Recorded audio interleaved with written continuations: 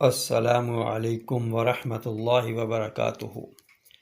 شہر رمضان الذی انزل فیہ القرآن۔ حضور صلی اللہ علیہ وآلہ وسلم نے فرمایا، آپ نے فرمایا رمضان میں ایک فرض کا ادا کرنا غیر رمضان میں 70 فرض ادا کرنے کے برابر ہے۔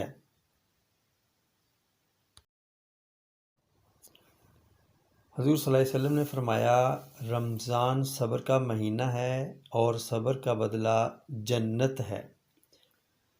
حضور صلی اللہ علیہ وسلم نے فرمایا جو شخص کسی روزہ دار کو روزہ افطار کرائے گا اس کے لیے گناہوں کے معاف ہونے اور آگ سے خلاصی کا سبب ہوگا، اور روزہ دار کے ثواب کی مانند اس کو ثواب ہوگا۔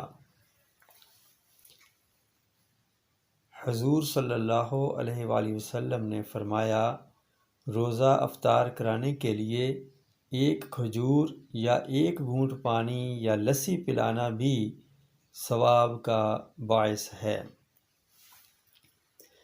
حضور صلی اللہ علیہ وآلہ وسلم نے فرمایا پہلا عشرہ رحمت اور دوسرا مغفرت اور تیسرا عشرہ آگ سے آزادی ہے۔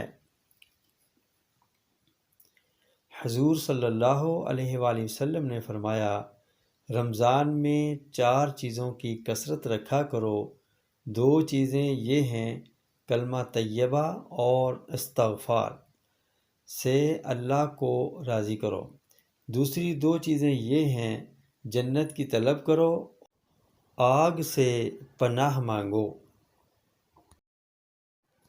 حضور صلی اللہ علیہ وآلہ وسلم نے فرمایا جو شخص کسی روزہ دار کو پانی پلائے اللہ تعالیٰ اس کو قیامت کے دن میرے حوض سے ایسا پانی پلائے گا جس کے بعد جنت میں داخل ہونے تک پیاس نہیں لگے گی۔ حضور صلی اللہ علیہ وآلہ وسلم نے فرمایا روزہ آدمی کے لیے ڈھال ہے جب تک اس کو پھاڑ نہ ڈالے۔